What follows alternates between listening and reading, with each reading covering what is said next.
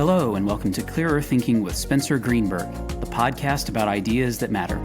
I'm Josh Castle, the producer of the podcast, and I'm so glad you've joined us today. In this episode, Spencer speaks with Erick Brimen about creating a new city, models of municipal governance that promote innovation, and balancing incentives in developing regions.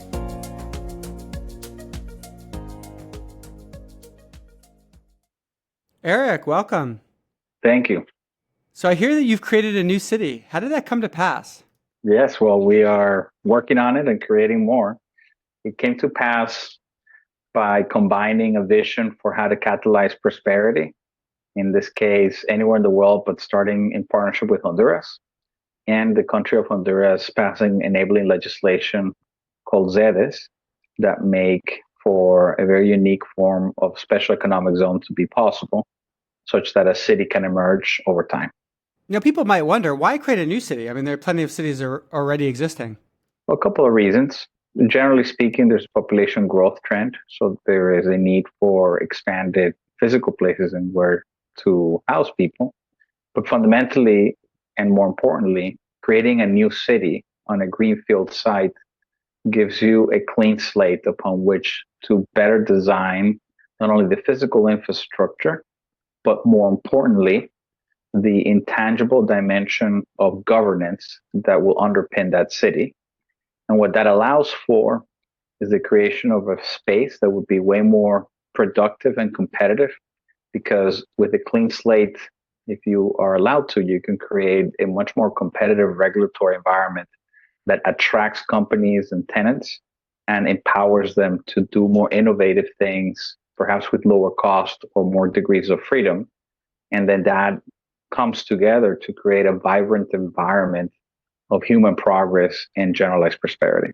Right, because in Honduras, people could just start buying up land and they could convince people to move to that area and essentially they'd have a city, but that wouldn't be the same as what you're doing. So how would that differ from what you're actually creating? Yes, so when people think of cities, the first visual that comes to mind is the skyline, but the governance layer is more important. Now, generally speaking, when you live in a city, you have several layers of governance that apply to you. If you're in the US, you have the local government, which could be the city council. You have the state government, and you have the federal government. The types of cities that we are creating in partnership with countries enable a rewrite of the legal and regulatory frameworks that apply specifically within those cities. And it is important because beyond the physical infrastructure, the thing that makes the biggest difference is the legal and regulatory environment. It dictates what is possible. It dictates the cost of operations. It dictates just how quickly you can innovate, fail, and try it again. So what is unique about the Prosperous Cities approach is that it innovates in the realm that makes the biggest difference to drive productive economic activity, which is the legal and the regulatory dimension. I've never been to Honduras, but my understanding is it's a fairly poor country. There's also quite a bit of crime. I think it's like number 5 in the world in murder per capita, if I'm not mistaken. How do you think about having a city in Honduras that doesn't have the same general perception that people have of Honduras itself? Yeah, it's a challenge, no doubts about it. But where we are operating on the Caribbean island of Roatan, which happens to be part of Honduras, but physically detached, it's an island, obviously, and it's a very safe place. It's a tourism destination that has been growing significantly, although it remains largely underrated and undiscovered. But because it's an island that depends heavily on tourism, and particularly cruise ship tourism, there's not much crime. And people know that if the conditions deteriorate, it will directly affect their livelihoods because cruise ships won't dock in an area that's deemed relatively unsafe. Having said that, the country as a whole does have a challenge with crime, but, so do certain cities in the U.S. There are areas of crime and there are areas of relative peace and security, and where we are operating as more of the latter than the former. Another thing that makes Prospera really different than other cities is that it's operated by a company. How do you think about the fact that you're operating it from a company's point of view, and what kind of advantages and disadvantages does that have? Yes, so it's important to maybe give you a nuanced answer because there definitely is a private company involved in the operation. But the overall legal and regulatory dimension of the city is still handled by a political subdivision of the state of Honduras. The legal regime of the ZEDEs creates a type of municipality that is a governmental entity that's part of the state of Honduras. It's headed and led by a Honduran that must be a naturally born Honduran, and so it's a governmental body. That is the body that comes up with, say, the internal norms and policies.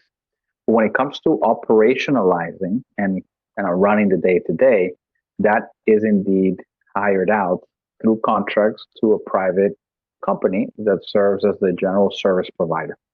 In this regard, it is similar to how Sandy Springs in Georgia essentially contracted out all of the city services.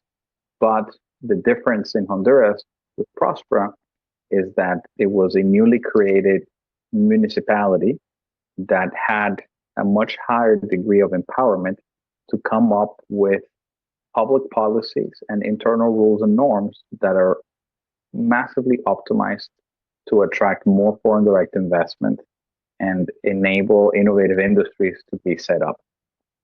The reason why having a private party involved from inception is that the incentive structure is aligned with creating a successful environment that attracts and retains investment over time, maintaining the highest possible level of productivity, because in the end, a significant amount of the financial upside of the private operator is directly derived from the success of the economic activity within the jurisdiction. The alternative model of just having a public and politics institution in charge is that their incentives are not aligned with the financial gain and the overall productivity of the jurisdiction. It's more aligned with the political needs of those that are in power from time to time.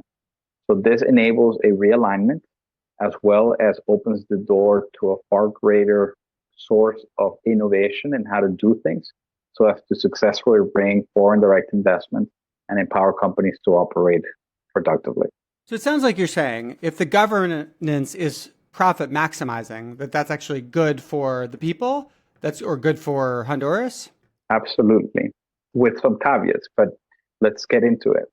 Governance is a service for which we all pay a significant amount of money. For whatever reason, and most of it has to do with the historical evolution and how governance institutions have emerged, we don't think of it in the same way as, let's say, you think of healthcare or telecommunications, but it is a service and we pay a lot for it. In fact, it's the service that we pay the most for all industries in the world, more than housing, more than defense, more than healthcare, if you quantify it as a percentage of GDP. When you look at it from this perspective, the average cost of governance services in countries around the world is in the mid to high 30%, all of our income. Now, we don't have one bill that says pay 35% of your income, but we do have an aggregation of taxes and fees from which we cannot get out of and which are imposed by our governance service providers. And that tends to be a local government, a national government, sometimes a state government as well. And we're paying for services. What services? Well, generally it's the management of the public registries, the provision of security. In some instances, they are much more active in the provision of certain services like education or healthcare, the judicial system. These are all services that we have access to and which are essential for a civilized society to operate with rule of law.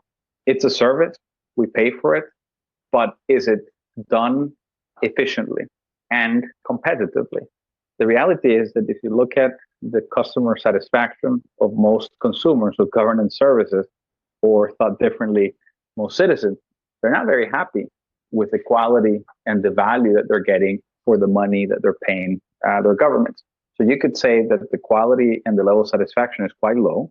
You can also say, and everybody kind of knows this, and I think it's very interesting what's going to be happening in the US now with what Elon Musk and Vivek is going to do, but that the level of efficiency is quite low. Or said differently, that they run things unnecessarily expensively. Now, how could you possibly fix that? Well, the way that private sector works is that in an environment of open competition, you must provide a good service at a low cost, or at least at a reasonable cost, or else you go out of business. When you are faced with competitive threats of other entrants providing the same service you're providing, you either do a good job or you die as a business. Injecting that dynamic with a profit motive into how the service or governance is delivered has the same effect. In our case, we are very incentivized at being successful at bringing investment, yes, where it all starts. But after that, we must do a good job at providing the services the company's hired to do, keeping a high level of satisfaction and a low level of operating costs.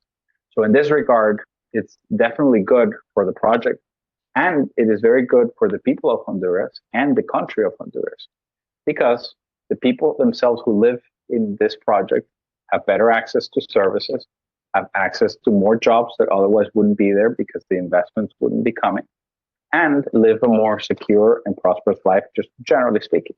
The government, on the other hand, aside from being responsible for creating such a positive environment for its citizens, has a revenue share agreement. So all the money that's generated from taxes within the zones, they get a percentage of it without having to have much operating cost whatsoever. They have a much higher degree of foreign direct investment into the country. And naturally, all those people that are now employed are not engaged in crime, or at least a lot less likely to be. And they have positive externalities because they go and they consume just through basic day-to-day consumption, as well as through supply chains that are there to provide services and products to the development and operation of these cities. So it's a model where everybody wins. What has been missing is to inject the right dynamics of incentives, competitiveness, and the profit motive. You know, I try to imagine what New York City would be like if the government was for profit and was really aiming to maximize profit of the government. And I don't necessarily think it would be a good thing. That being said, I don't know if that's a fair analogy, because there's a big difference between, you know, a place where there's millions of people already living and the government trying to maximize profit versus a new place where everyone who moves there knows that that's going to be the arrangement, right? And that's what they're getting themselves into. Well, the main caveat is that the flip side to being or having a profit motive is that you got to have competition. And in the realm of governance, the minimum standard must be that there is exit. So if you were to rethink your experiment and you say, what if the city of New York were run by a for-profit governance service provider, and you leave it at that, it's very concerning, because the switching cost of getting out of DC is humongous, and the network effect of being in New York is quite substantial. So the governmental entity, if it has no checks on how much it can charge for taxes, is very likely to increase what it charges, right? It's going to try to maximize profit. I do think they would, at a minimum, run the government more efficiently, but the price is likely to go up to the moment in which people can pay at the fullest extent. But once you add competition, and the main way to do it, as I said, is through exit, and you imagine a world where you can be physically in what you call New York City, but you have the capacity to switch your governance service provider without having to physically live. And you can say, you know, sure, the city of New York is the government I'm going to pay taxes to because they're the ones that are providing me with this basket of services. But you could also say, actually, no, I'm going to work with the government of New Jersey. If you can literally exit without having to move physically, that injects a very powerful dynamic of competition. And combined with a profit motive, it creates the type of dynamic in the provision of governance services that you see in, say, how Apple competes with Samsung or Microsoft competes with, fill in the blank. But you must have exit so as to have competition in the realm of governance. Otherwise, it can go wrong, for sure. And it's not guaranteed that in the short term, you'll get all the gains from competition. You kind of need a bit of time for more options to emerge. And then you compete between cities that might be for profit as opposed to within a city because of exit. In Prospera, is there an idea that people can actually opt out of Prospera even though they live there physically? Yes. In fact, it's a fundamental feature of how Prospera's charter and governance structure is created. Being physically in the place does not force you to also be a consumer of governance services from the jurisdiction. In order to be within the jurisdiction, you have to opt into it, and then that gives you coverage, if you will, at the expense of other governing entities and jurisdiction. But once you are in, you can also exit. Jurisdictionally speaking, you don't have to leave physically. If you exit, of course, the question is, well, then what applies? Our design was always that any other ZEDE in the country or pre-existing jurisdiction could apply. The Honduran government has decided to terminate the program in general, so there weren't many ZEDEs created, and therefore there are not as many options. But you still have exit from the ZEDE to, let's say, the pre-existing municipality that is still around, by the way. I mean, the island of Roatan is governed by the municipality of Roatan. Once you're in the ZEDE, you're out of their jurisdiction. But you can exit the jurisdiction while staying physically inside, and then you're governed by the municipality at large. And you know, it sounds complicated, but it really isn't. It's just, in fact, we have a whole bunch of properties and people that are physically inside of, let's say, the master plan community, that what physically people would think of as the city, but jurisdictionally, they're not under the jurisdiction of the ZEDE, they're under the jurisdiction of the municipality. That ability to exit contractually is a constant, significant competitive pressure, which is literally a 0-to-1 difference from what most people experience almost everywhere else in the world, where you're kind of stuck with your governance service provider. And the best thing you can do is hope that a democratic process causes a significant change in leadership that hopefully sometime into the future causes a significant change in the quality of services, which obviously those are several degrees of separation, which is why most people are not happy with the services that they're getting. So essentially, you need to outcompete whatever the default regulatory framework is so that people opt into your system rather than just going to the default. At a minimum, we have to outcompete it, indeed. But when you're starting from scratch, the threshold or the hurdle, if you will, is much higher. So you can't just be a little bit better. You have to be substantially better to convince people who are, wherever they are operating, to make a pretty significant decision to move operations from where they are to a new place, and one that is basically a startup jurisdiction. So you have to be substantially better, 100 times better, if you will. And in what ways are you currently or aiming to be substantially better? You should think of it as in two axes. There is the degrees of freedom, and then there is the ease of doing business. So on the first, essentially is how restricted, or in our case, how much additional freedom to operate do you get? And this is particularly relevant for highly regulated industries that over time, are inheriting a regulatory apparatus that is detached from what a lot of these modern industries need to move at the speed of technological innovation. And these would be healthcare, finance, construction, whatever industry you think of that is generally highly regulated. Degrees of freedom lets you do more, legally speaking. And then ease of doing business is that you might have the legal right to do it, but what is the compliance cost in order to go about it?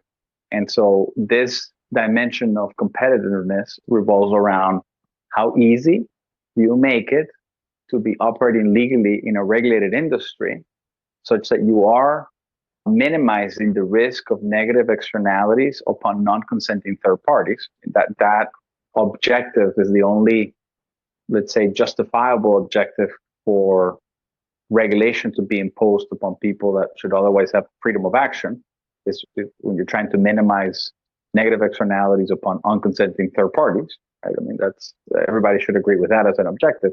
But the way you go about minimizing risk makes a huge difference. The regulatory state, let's say in the US, has evolved not just to have many regulations, but to create regulations that are of a prescriptive nature versus an objective nature. And what this means is some bureaucrat, some regulator, perhaps even an expert in a given industry, identifies that there's a high degree of risk of, let's say, negative externality upon non-consenting third parties. And let's use as an example the amount of pollutants that a factory builds, whatever, cars, emits into the air. And you can say, if you think carbon dioxide is a pollutant, then you can call that, but there are many others that are actually more dangerous.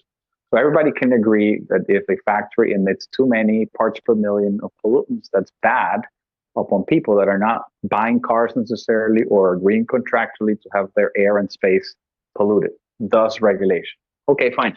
But the prescriptive approach is one in which the bureaucrat thinks through prescriptively how that factory should be operated, what technology should be implemented, what safety checks, what procedures, the whole detail of how that operation ought to be carried out so that that risk of harm is minimized or fully mitigated.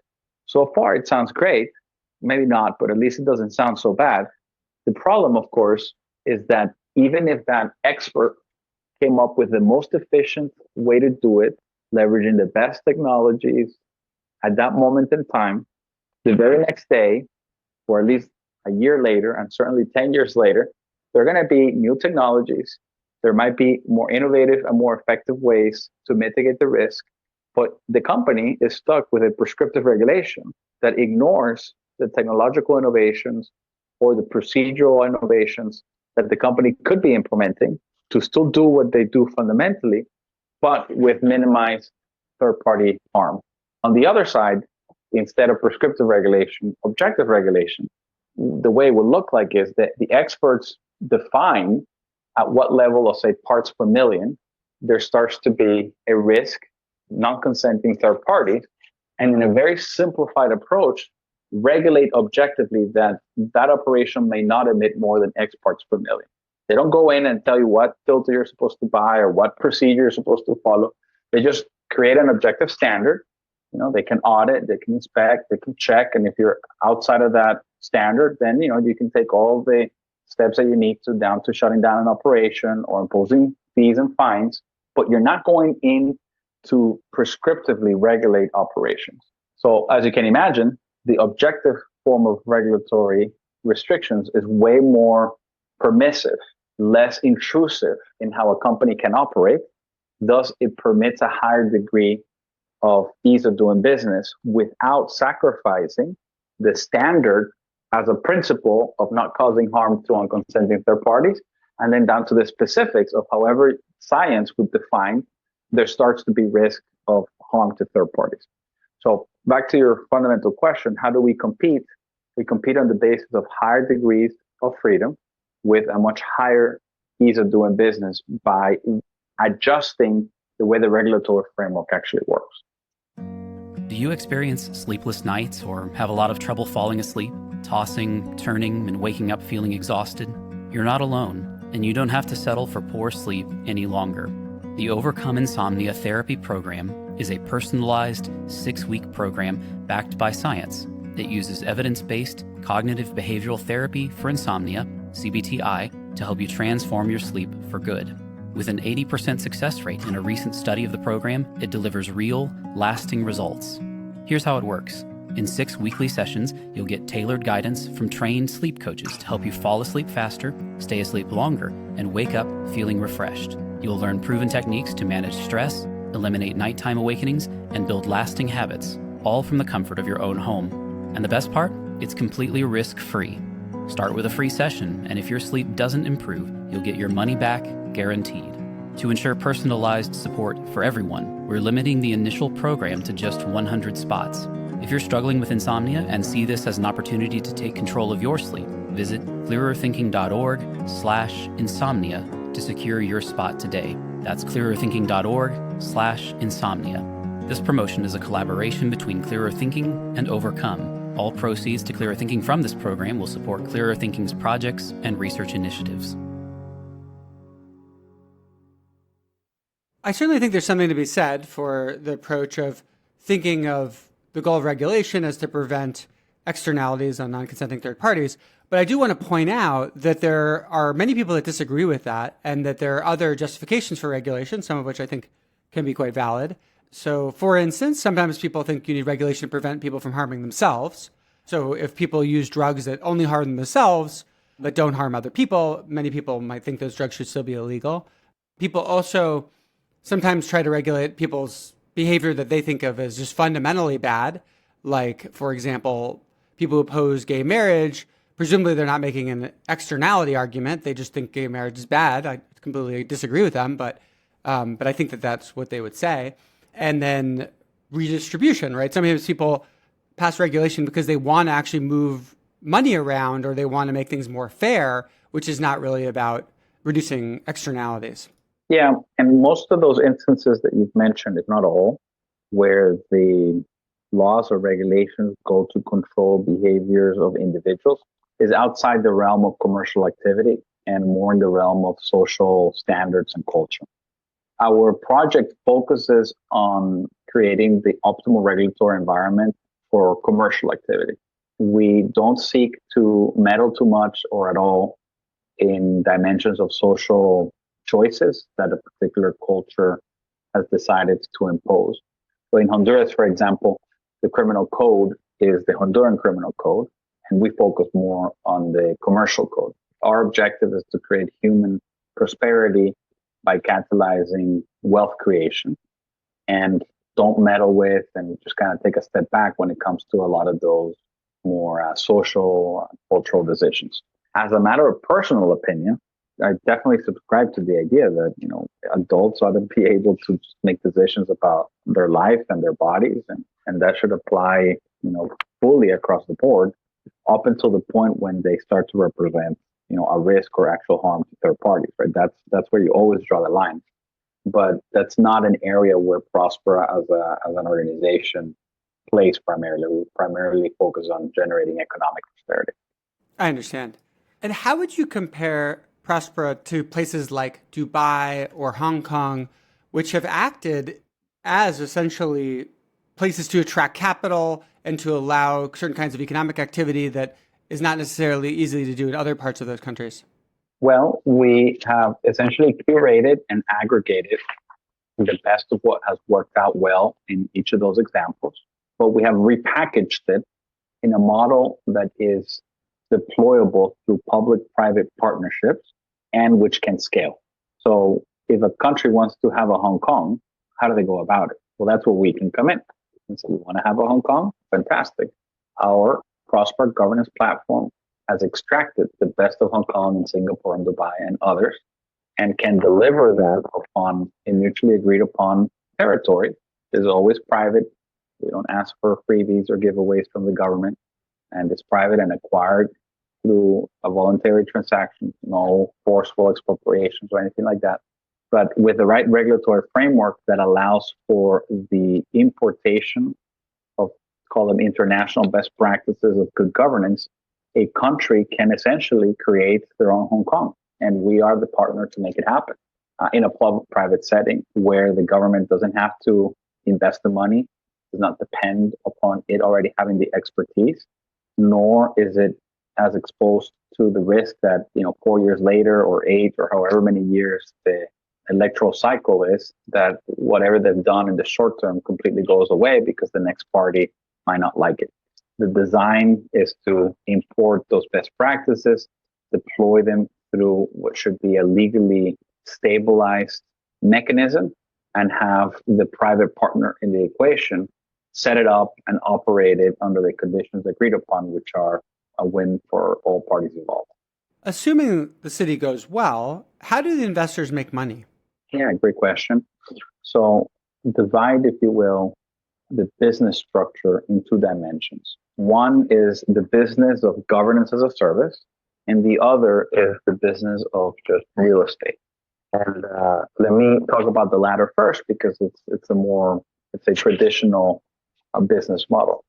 If before Hong Kong became as successful as it is, a private real estate developer had acquired most of the land which then became Hong Kong, developed an urban master plan, and then started catalyzing development, you can see how inside of a few decades, the increase in value of that asset would be exponential and astronomical. And in fact, it's thousands of X the cost of raw land in a Hong Kong, pre-Hong Kong, and then what it was worth later.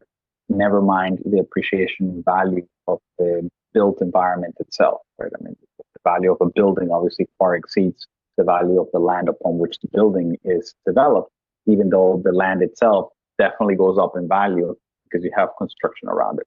So one of the business dimensions is real estate dimension. Balaji, I think, coined the term venture estate. Is a combination of venture capital with real estate, but it's real estate that has the potential to appreciate substantially like a venture capital investment would. Okay, so that's the real estate side of it.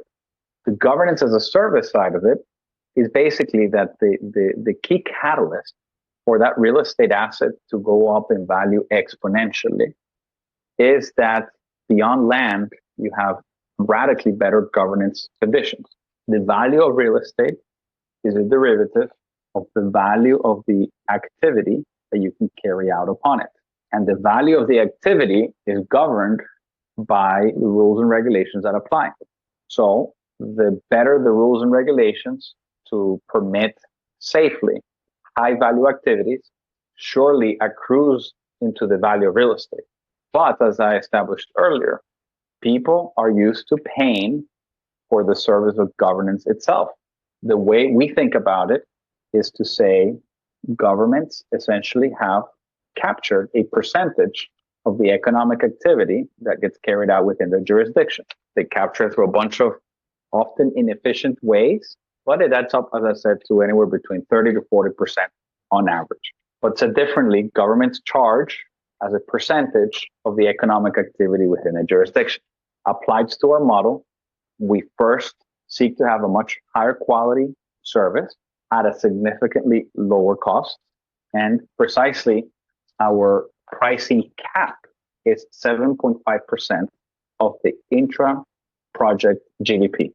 The closest competitor in the world is Dubai, and Dubai's capture rate is 11%. Some people say, well, Dubai doesn't have taxes.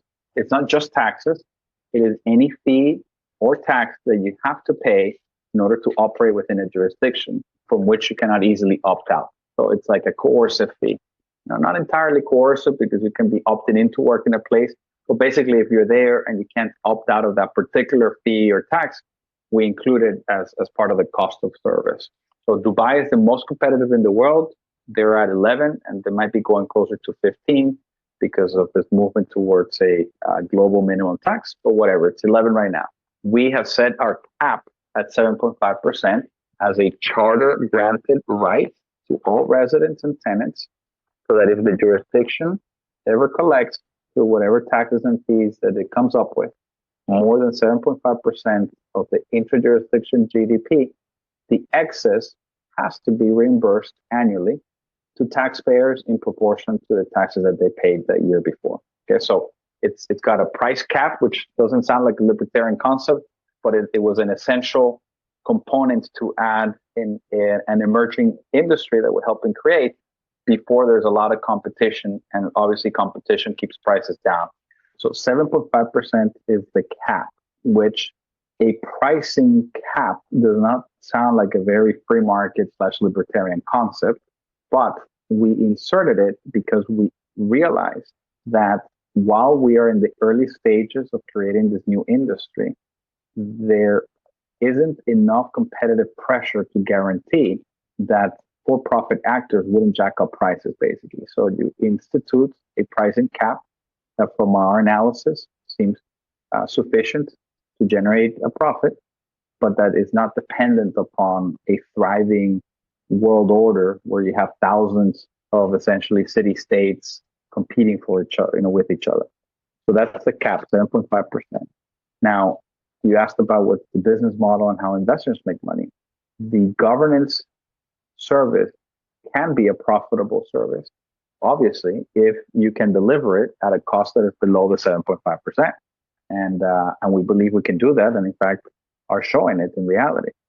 So to make a profit, you got to grow the size of the economy, which means you got to incentivize people to come invest. You got to support them to be productive. As they are productive, they're paying into the 7.5%. And if the way you do that, in our cases through technology and through decentralization, if it costs you less money to offer the service than the one than what you're collecting at the top, then that margin is a profit. And in our model, since the operation itself is handed over via a contract to a private company, and that private company is responsible for operationalizing the public policy decisions that the governmental entity makes. If it does so at a discount to the revenue that it collects, then it has a profit, and that is part of the business model. So governance as a service can be profitable by generating a lot of revenue, subject to the statutory 7.5% cap, and operating at a cost that is below that, and then that's the profit margin. And then the other side of the business is real estate development and operations. Does the Honduras government administer a tax on top of that for people and companies? In the legal construct, they do not. Essentially, the design of these jurisdictions is one in which you have a single tax authority to which you're paying taxes. All your tax obligations are captured through that. But the Honduran government in this case, and any partner government in the future, does get a percentage of that revenue through a revenue sharing agreement. But to simplify compliance and minimize friction to operate, you have a single tax authority that is doing the collections. To what extent are people subject to Honduran laws when they're in Prospera? 100%, but in the following way. The laws that apply within the jurisdiction are themselves Honduran law. The jurisdiction, as I said earlier, is a political subdivision of the state of Honduras. So in the same way as if you were to ask me, to what extent do people who live in Chicago and have to follow city ordinances, are they following U.S. law? I would tell you, well, city ordinances are U.S., is part of U.S. law, right? It's not the federal government, but it is part of U.S. law. In that same way, the rules and norms that are approved by the Honduran government to apply within the ZEDE are themselves Honduran laws. Now, there are laws that were preserved in the construct of the ZEDE, which cannot be changed. And those include the criminal code, for example. They include all laws and regulations having to do with electoral democratic matters. So, the zone cannot change the representative rights that citizens and residents have. Those are there and they're enshrined. So basically, the zone can only propose changes that revolve around commercial matters. But those changes that it proposes, if accepted, is Honduran law. It's just very differentiated from the Honduran law that applies outside of the zone. Got it. But it also presumably gives you a lot of leeway still to control the way the business operates. For sure. What it does is it creates a jurisdictional instrument through which a public-private partnership can propose better rules, which then the government of Honduras takes under consideration. And if they approve them, then they apply. But they only have to approve them in the context of those rules applying only within a small jurisdiction, which makes the political calculation, also the risks and everything along that goes with it, much more simple to consider, right? If you're trying to make law for the whole nation and it's going to apply to everybody, that's one thing. When you're designing a new jurisdiction on a greenfield site where nobody is being affected, then that's a whole other thing. It's a lot easier to create far more differentiated legal constructs if you know nobody's being affected initially, and then everybody that will be affected is because they are knowingly and willingly opting into that legal structure. So if I go to Prospera today, what will I find there? Well, it's too early. You will see that we have on the island of Roatan about 420 acres. And for a comparison, the Monaco is about 535 acres, if I remember correctly. So we're about the size of Monaco, not quite there yet. In terms of infrastructure, you will see what currently looks more like a resort community. We have a 18-hole golf course, a hotel. We have a bunch of villas that people have acquired in the past to live in. We have a beach club with wonderful beach-like amenities.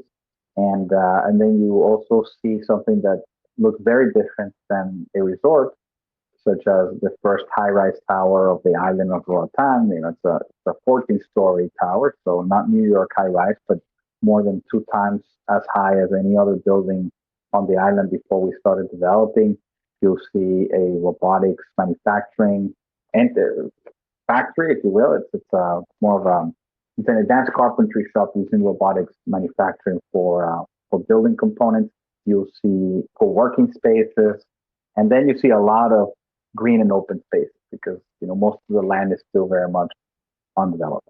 How many people live there now? It varies. I think that our peak population is probably around 1,000 people right now. And the people that live there, why do they live there? What are they doing there? What brought them there? Well, that varies also. You have people who live there because they chose to retire in what is currently more of a golf resort healing community. But the more recent residents that have come in specifically because of the prosperous ZEDE, they're doing really cool stuff, and it ranges from advanced biotech companies, for instance, gene therapies or stem cell therapies, medical research and trials. So you have the biotech guys. You have a lot of crypto people working specifically more on the real world asset tokenization and leveraging blockchain for various use cases that are otherwise hard to implement in other jurisdictions. You have, some of the entrepreneurs are focused on construction, and they're leveraging the jurisdictions to do more advanced construction methodologies, different construction materials. And then you have a bunch of the majority of the people are Honduran, and some of them are founders of innovative companies, but by number, the majority of them just have a job in knowledge economy. So they're in the jurisdiction working for foreign companies that have set up operations within, leveraging the legal construct. But what they're actually doing is architecture work, engineering, accounting, legal, sales. If you can do it remotely, basically, then you have a bunch of people there working within the zone, but for companies that operate largely outside of Honduras and are hiring Hondurans within the zone because of the legal construct. Is it fair to say that most of the companies there, they would not be in Honduras otherwise, but they wanted to specifically found themselves in Prospera? Yeah, absolutely. Almost 100% of the companies wouldn't be there were not for Prospera's legal construct. And so when you talk to these folks, what do they say about why they're choosing Prospera? Because presumably they could have picked other cities all around the world, right? Yeah. In the specifics, it varies, and I will give you some examples. But in the generality of pretty much everybody there, if they're chosen to operate in Prospera, they feel identified with our vision of creating more prosperity at large, doing well and doing good while pursuing highest degree of freedom and best ease of doing business, whatever it is that you're there to do. So they share that ethos. But in the specifics, it varies. So let's say Mini Circle, which is one of the early movers into the jurisdiction, they're there because their type of gene therapy have not yet been approved by the FDA in the US, even though they have been able to demonstrate how the therapies that they're commercializing are safe for human usage and in fact reversible, which is part of what makes them in particular very unique. So they saved probably 10 years, probably $500 million of expenses in trying to get approved by the FDA in the US. They get to operate safely in Prospera within the legal system that frankly provides a lot more guarantees to the consumers than would otherwise be the case in the US under the FDA. Circular Factory that does robotics manufacturing for building components, they're there because setting up a robotics factory of this nature and being able to produce building components that don't necessarily follow archaic building codes, but that perform equally good or better on all metrics of, let's say, resistance and safety, fire retardation, whatever it is. Trying to get those things approved through the building code that generally applies elsewhere would be very expensive and take forever. But within Prospera, as long as they have the adequate level of insurance, then they can create very different looking buildings and build them on a factory floor with robots, and that's unique. So that gives them an edge. In the specifics, it varies quite a bit. In the generality, they're looking for higher degrees of freedom with a higher amount of ease of doing this. Those two examples you gave, one, medical treatments, and the second, buildings that I guess would be difficult to get approved. It seems that both of those cases involve complicated regulations that they essentially don't want to have to deal with, or that would be very costly or time-consuming to deal with. And so they go to Prospera in order to not have to deal with those regulations, essentially. Is that true of many other companies there as well? Yeah, I would say that that's true. That applies even in dimensions that don't occur to us as highly regulated industries. One of the most highly regulated industries is the labor industry. What companies have to do to hire employees in many countries is absurd in terms of just the complexity of it, the unknown risks, the cost. It's just so much more than simply signing an agreement between two consenting adults saying, look, I need you to do X, Y, and Z. Are you willing to do it? And if you do it, I'll pay you Y. It should be just that simple, but often it isn't. And if you have a higher degree of ease of doing business where just adults can agree on terms and then rely on the contract as the principal set of terms, then that actually makes a difference. For example, a lot of the Honduran workers that are in knowledge economy are employed by US-based companies that would not touch with a 10-foot pole employees outside under a regular labor regime, just because it's unknowable sometimes what type of risk they're exposed to, no matter what the contract says, because a way of interpreting labor rights that are not explicitly in contract creates uncertainty. We try to make things much more certain and clear. And so even in that industry that most people don't think of as a highly regulated industry, having clarity, certainty, and ease of doing business makes a difference, makes a big difference. Obviously, a lot of the reason that people create regulations is because they're trying to reduce risks, right? And so you take something like a new medical technology, you've got regulations about what you have to do to show that it's safe and show that it's effective and so on, in order for doctors to prescribe it. And so, if you circumvent those rules, some people would worry that that actually creates danger. How do you think about that? If you're allowing medical technologies there that you haven't been approved, how do you keep them safe? And what happens if they turn out to be dangerous? Well, it goes back to the prescriptive versus objective form of regulation. Obviously, nobody, we included, are after an environment where there is excessive risk.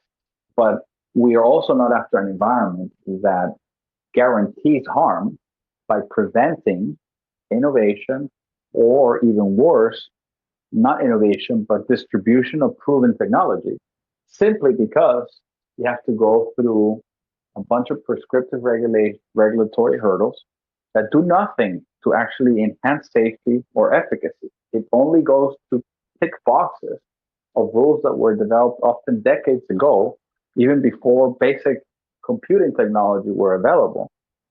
So, there is, on both extremes, their risk and their significant cost. This is something that often people miss, that a regulatory structure comes with a cost, comes with risk. Can you imagine? It's hard to quantify the number of people that die each year because of excessive regulations trying to be too careful in theory as an objective, and then procedurally in a very obtuse way.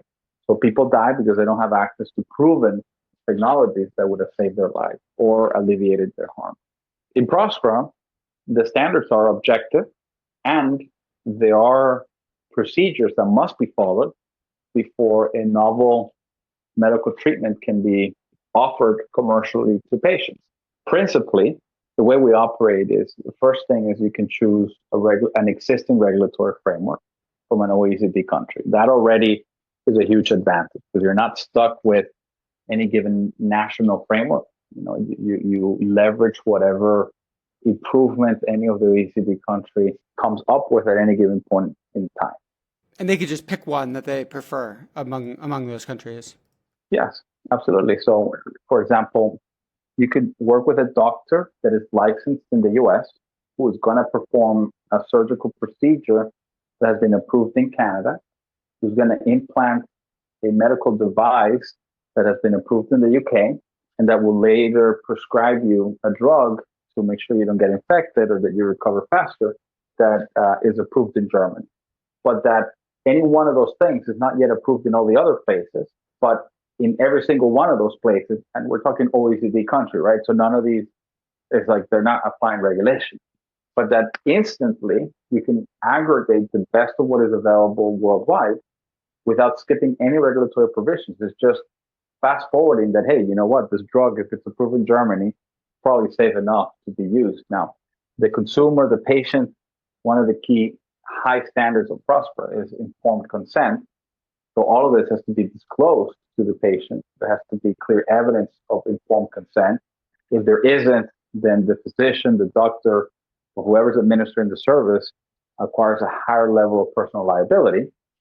But clearing that hurdle of informed consent, imagine, I mean, the amount of gain that you get just from that, allowing aggregation of otherwise approved medical treatments, devices, physicians, drugs elsewhere in the world in one place, it's already huge. It's a order of magnitude better than waiting in your particular country for all these dimensions to be approved by your monopolistic healthcare regulator, in the case of the US, the FDA. But then beyond that, often there are novel technologies that would take a long time and be very expensive to approve in a country like the US, not because the process is fundamentally better at minimizing risk, but because it's just the way it has evolved. And a lot of it has to do with the big players in the industry that lobby the regulators and cause barriers to entry because they're the big guys. They want to keep disruptive competitors out. And so you make it expensive for people to comply, and therefore you have less competitive pressure. And so if you're in big pharma, that's exactly your incentive. And you're going to not go about it in such a frontal way and try to wink at the regulator and say, hey, can you erect a barrier that protects me? They're not going to do it that way. They come up with all sorts of think tank sponsored papers and justifications for how, this additional hurdle doesn't cost that much by itself. Doesn't cost that much, but imagine it could save this and some off the chart low probability event, but they make it very emotional. They put a grandmother or whatever, and so now you have one more thing, and then you get another one thing, and these things add on top of each other exponentially, such that eventually smaller companies that might have great technology but don't have hundreds of millions of dollars to put forth to go through all these hurdles is out of the market, and you get Pfizer more competitive. So that's what ends up happening. And in PROSPER, we focus on what's objectively required. Safety is key. Informed consent is key. Shared liability is key. And if you comply with those things, you're good to go. So what would happen if a medical technology in use there turned out to, let's say, be making people really sick? Well, it really depends on the specifics of the case, but let's break it down as to why they might be getting sick. It might be that a provider developed something that they knew was not performing at the level of safety that they communicated, and they nevertheless peddled whatever it is that they're peddling. That would be fraud, or perhaps negligence. Maybe they didn't do enough safety checks, or they didn't keep enough accurate records, then you get negligence. Under fraud or negligence, the level of liability exposure is very substantial. You have treble damages that go along with it, and you need not wait for harm to occur in order for corrective action to be taken within the PROSPER jurisdiction. What this means is that instead of just waiting for somebody to be hurt to then be sued, and this is a right that every resident has, they have a right to seek enforcement of the regulatory framework, which requires, do proper due diligence, transparent communications before harm occurs, and without having to go to, say, the government for the government to be the one that initiates legal action. Often in a traditional common law system, and let's say in the US, in order to bring about the legal case against somebody, you have to have a legal cause of action. And what that means is you must have gone hurt already. Otherwise, you don't have a legal cause of action. Then if you go into realms of public policy, let's say pollution or even criminal matters, a civilian cannot bring forth that case. That case can only be brought forth by a government representative, the attorney general, the district attorney, or whatever. In Prospera, we created a decentralized form of enforcement where the failure to comply with the elected frameworks, which include no fraud, no negligence, just the failure to comply gives any other resident a legal cause of action to bring forth an arbitration or otherwise against the party to force compliance or to prevent further activity from taking place. So that is a preemptive, proactive way of making sure everybody's being objective with how they handle business. Now, obviously, the flip side to that is that loser pays. Right? So while you have the right, because you have a legal cause of action to proactively bring a position in front of the arbitration center that you think is not complying with the common law standards of proactive safety and what have you. If you're wrong, right, if you're doing it in a frivolous way, or worse, with ill intent because they might be your competitor, then you are exposed to not only paying your cost and their costs of the legal proceeding you have initiated, but if it's demonstrated that you have ill intent or you do not have a real justifiable basis to bring forth the action, then you can be exposed to damages as well.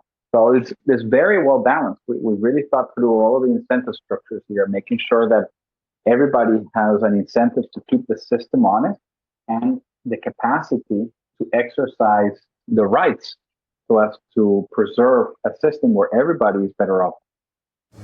Do you have an idea for a digital product that could improve the world? Are you frustrated by cookie-cutter survey platforms that don't give you the level of personalization you need for your research content? GuidedTrack might be what you're looking for.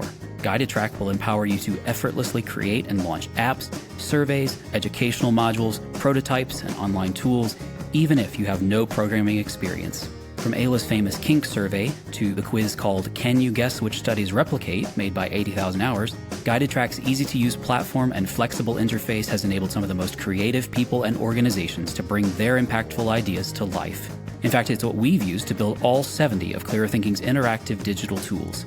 To make it even easier for you to embark on your next project, we've recently launched 10 free templates. Simply choose the template that aligns best with your goals and customize the content as needed. But you want to know what the best part is?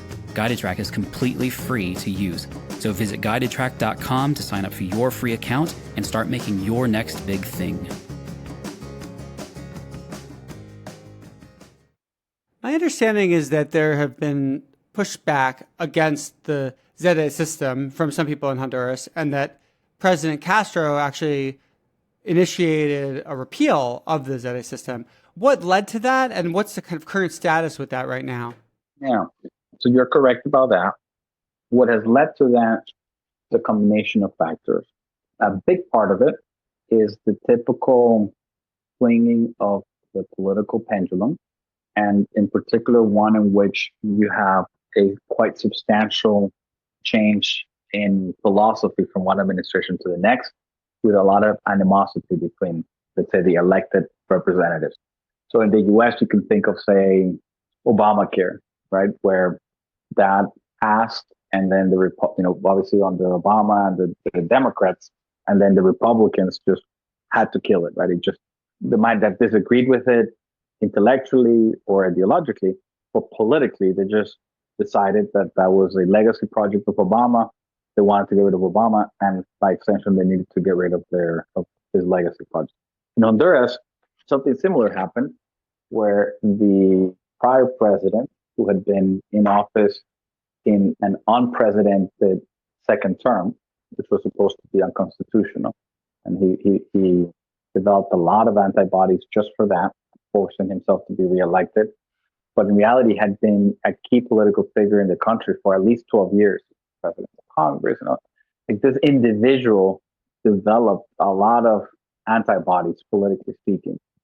And on top of it, members of his family and then himself were extradited to the U.S.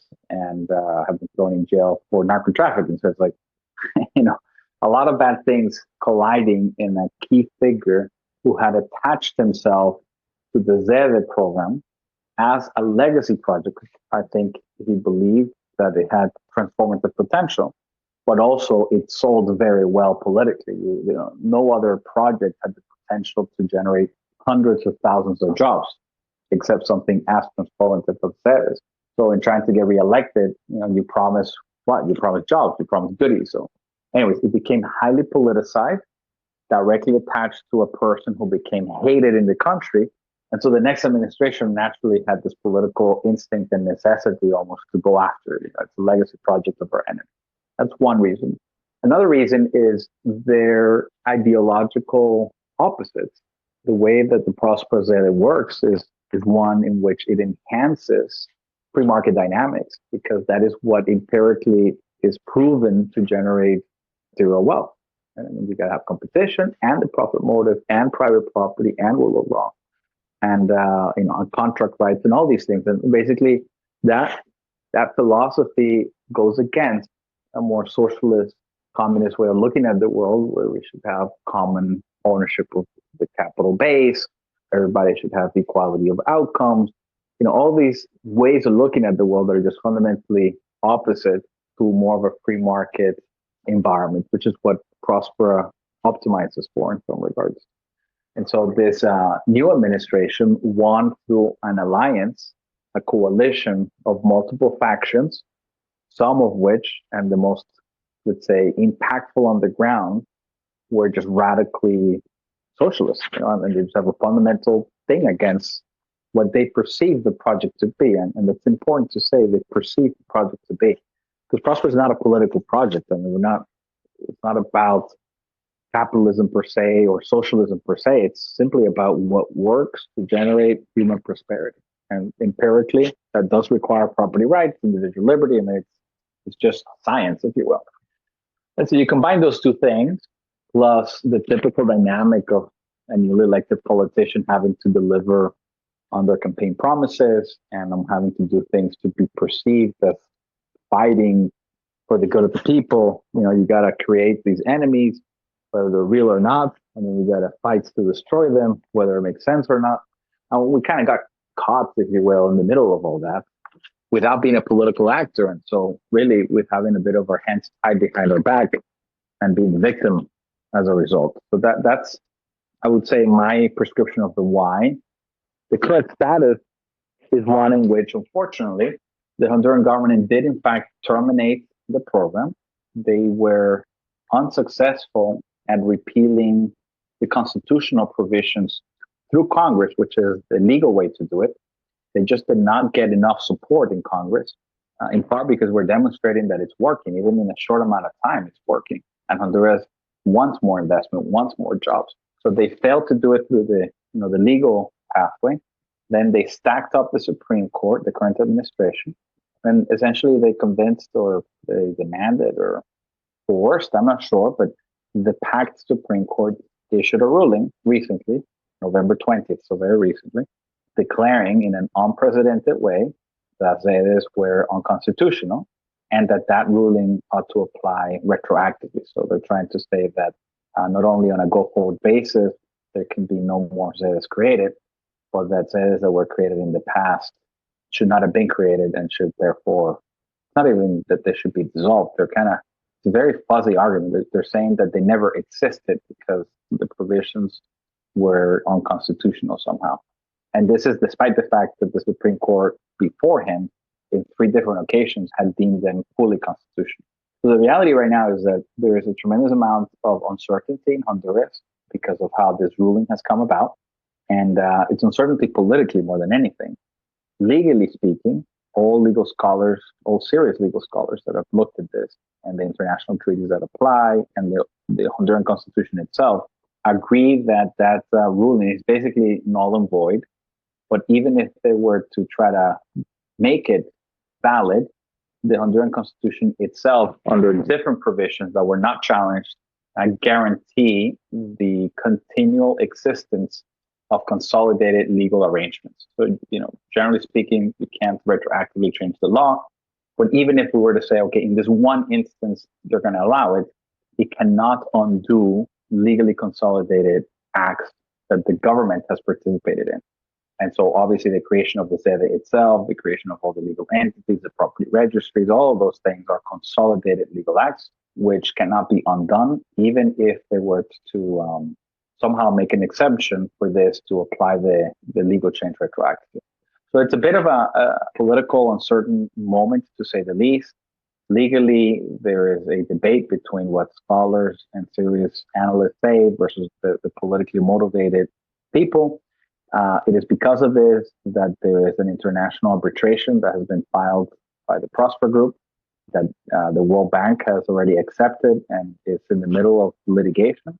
So I can't go too much into the details, other than to say that on that front, again, anybody who is familiar with how international law works and how all these treaty rights apply, I have a very strong opinion that what the Honduran government is doing is not only wrong, but it's going to cost them a lot of money if they keep going down that path. So we are hoping that either this administration or the next one, and frankly, it would be great if this one, essentially realize that they're kind of stuck. If they want to do things legally, they have to negotiate. And we're willing to negotiate. We always have been. There are things that you can always address when you have willing parties to explore options. And they have a year left in office, this administration. So there's plenty of time to reach an agreement that can give them, a victory from their perspective, while preserving all the things that are working, demonstrably working about the Prospera ZEDE system. And so that's what I'm hoping will happen. And I think there's plenty of reasons why it should happen, but it'll take a bit of time, hopefully not more than 6 months, but we'll see. So in the meantime, do you just operate as though everything's fine and just wait for the proceedings? Essentially, that's the position that Prosper ZEDE is taking, backed by legal scholars on the Honduran constitution itself. So yeah, pretty much. And my understanding is that Prospera also sued the government. Is that still ongoing? Yeah, that's their international arbitration that I just mentioned, that the Prosper Group, so the private partner on the public-private partnership, of which I'm the CEO. It's not called a lawsuit, but essentially, it's a lawsuit. It's an international arbitration against the state. That's asking for something like $10 billion from the government, correct? Well, the $10.7 billion estimate comes from a third party that was brought in to calculate the damages that the Honduran government would have to pay if indeed they expropriate the project, which is kind of what they're doing. If they were to enforce that ruling, that's a deemed expropriation, and then they would be liable to pay not only the investments that were made, but the foregone profits of what should have reasonably been expected after the full term of the contract, which should have been no less than 50 years.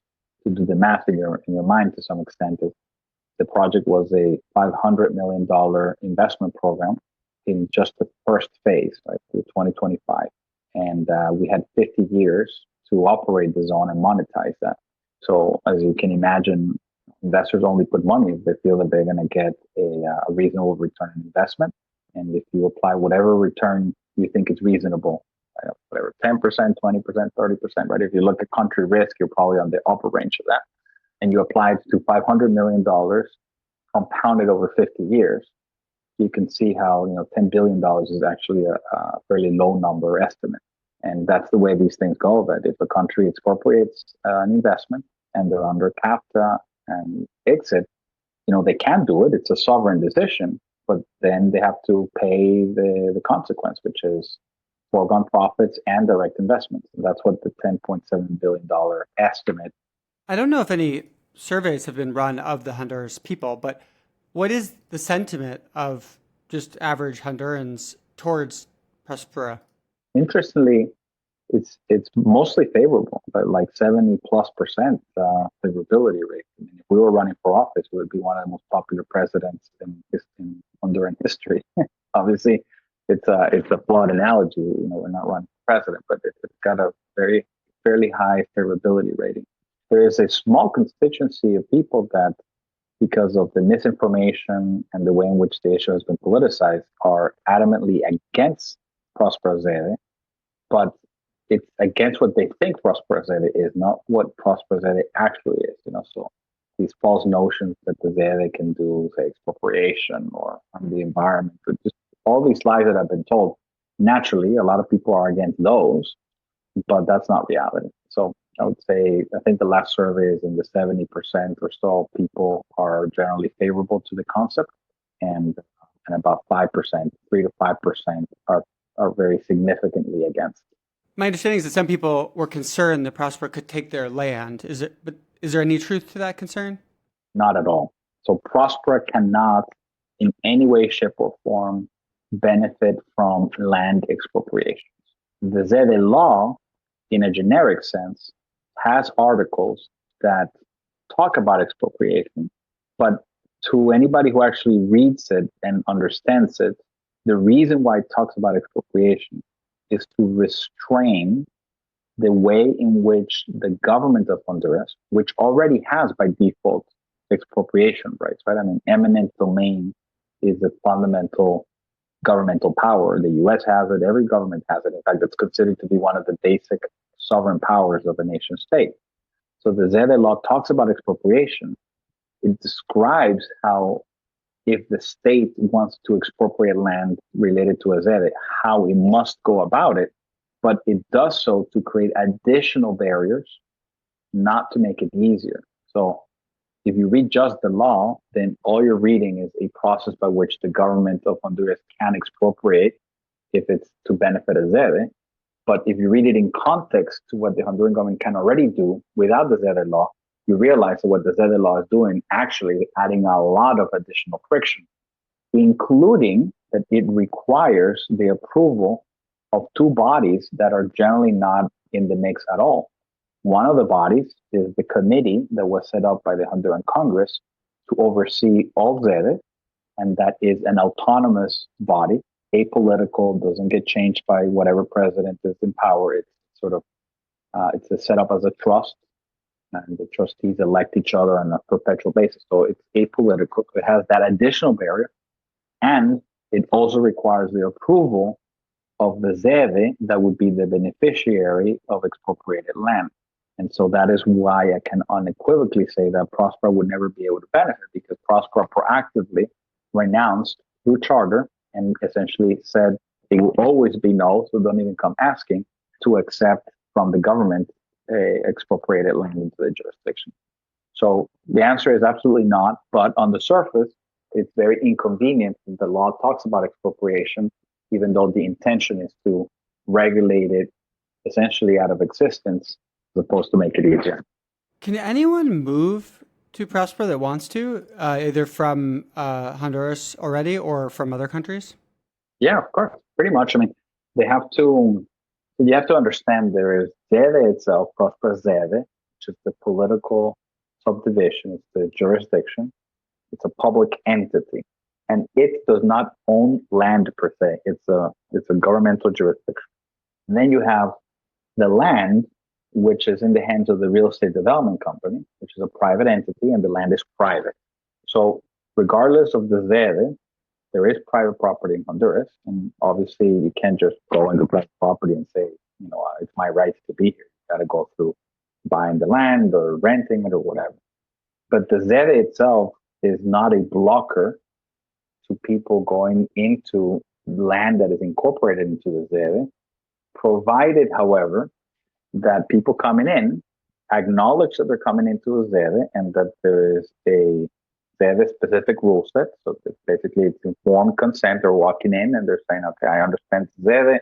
I understand that the rules outside and inside are different, and I consent to the rules inside. Okay, that's the minimum standard.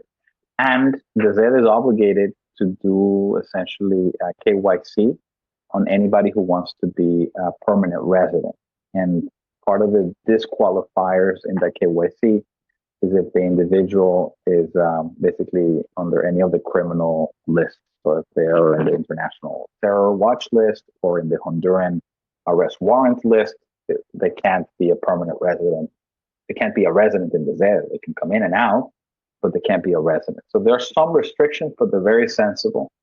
And in any case, Hondurans have a constitutional right of passage, even if it's private property, provided that the path that they seek to follow is the only reasonable one that they can follow to get from a place that they have the rights to be in to another place that they have the rights to be in as well. So if they go on, say, from public property or private property, on both sides they have the rights to be in, and the only way to get there is through essentially third-party private property, then there's an automatic easement right that they would get anywhere in Honduras, and it also applies to the state. A final question for you before we wrap up. Obviously, Prospera is one attempt to creating a special economic zone to create more prosperity. What do you hope to see broadly happening in the world, like 5 years from now, 10 years from now? How would you like to see this kind of expand? Yeah, great question. I think what the world needs is a significantly higher number of competing jurisdictions that are optimally designed to deliver governance as a service and with a profit motive involved that will achieve the realization of that space of opportunity and then sustain it competitively. So I think both because of economic developmental needs, in poor countries that just the people desperately need more opportunities on the one hand, but also in advanced or developed or whatever rich nations to push the productivity frontier beyond what is currently possible given the regulatory molasses that we've accumulated over the decades. In both cases, there is a very significant positive case to be made as to why you need innovation in how governance is delivered, and that the best way to get there is by creating a space through which small actors can innovate and compete, and to do so in a for-profit manner. It's kind of like the equivalent of having intrapreneurship, where you have a world right now of only approximately 200 service providers, right? The whole industry of governance, which is the biggest industry in the world, at least $30 trillion, probably closer to 50 right now, in revenues per year. That's what governance industry is. There's only 200 providers, 200 nation states or so, 200 providers, of which less than 5% control more than 80% of the industry. And that is true whether you measure it by revenues or by market share, let's say number of humans under various territorial jurisdictions. And, most of them lose money every year. Almost all of them are highly indebted. And in almost all cases, the customer base is highly dissatisfied. That's an industry that under any measure, you would say, oh my goodness, that's a broken industry. But since it's an industry that controls the coercive power of the state, is one that is very allergic to new entrants. Right? You don't see new countries being created here easily, left and right. That generally only happens through wars, civil wars or otherwise. And it's a very bloody, very high friction process to create new entrants into the nation state club. But what you can do is what has worked in, say, the corporate dimension, which is big companies that want to prevent disruption, create intrapreneurial divisions, and they give them a high degree of autonomy.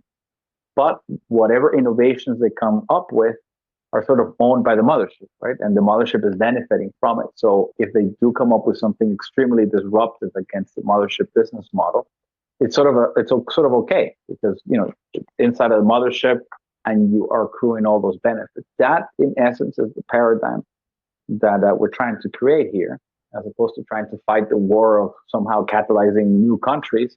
It's just to recognize that, look, the world as is right now is that way. Maybe it'll be different 50 years from now, but for now, that's the paradigm.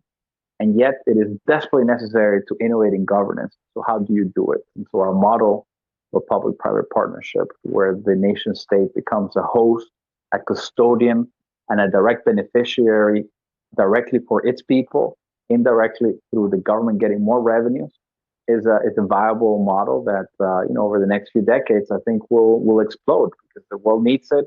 we have proven that it can be very successful, almost against all odds and tremendous amount of headwinds, and in a place that you would never imagine would house some of the most innovative technologies and innovations. So, the cat's out of the bag, so to speak, right? I mean, fortunately, we've proven that it works against all odds.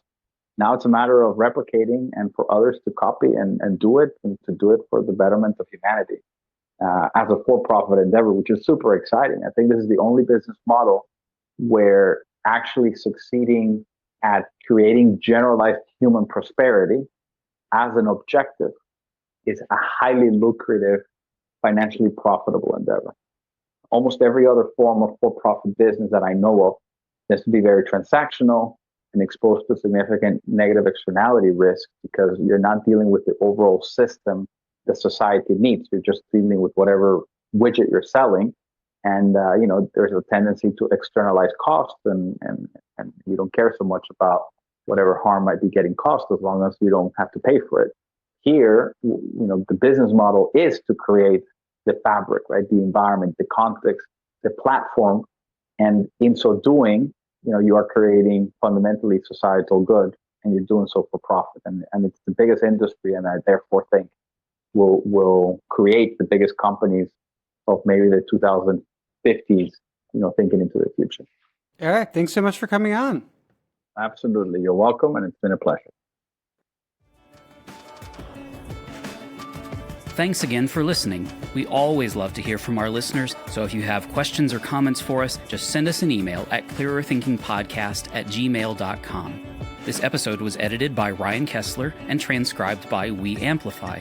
Erick Brimen is the podcast's factotum. If you like our show, then we'd really appreciate it if you could rate and review us wherever you get your podcasts, and tell your friends about us on social media. We also hope you'll subscribe to our email newsletter called One Helpful Idea. Each week, we'll send you one idea that we think is really valuable that you can read about in just 30 seconds, along with that week's new podcast episodes, an essay by Spencer, and announcements about upcoming events. To sign up for that newsletter or to find show notes, transcripts, and more info about the show, visit podcast.clearerthinking.org. A listener asks, do you serve food at your social experiment events? And if so, how do you handle the plethora of allergies and restrictions?